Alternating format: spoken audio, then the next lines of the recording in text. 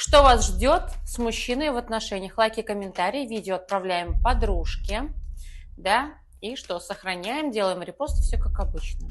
Что вас ждет в отношениях с мужчиной? Если вы только недавно познакомились, если, да, у вас сейчас только симпатия, девочки, к сожалению, вы придете к тому, что осознаете, что это не ваш человек, что не стоит на него тратить время. Если вы уже, у вас есть некая история с мужчиной,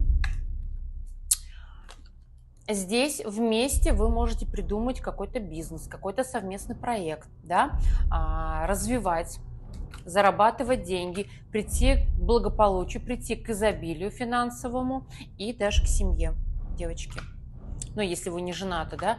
Короче, вы классно можете совместно что-то создавать.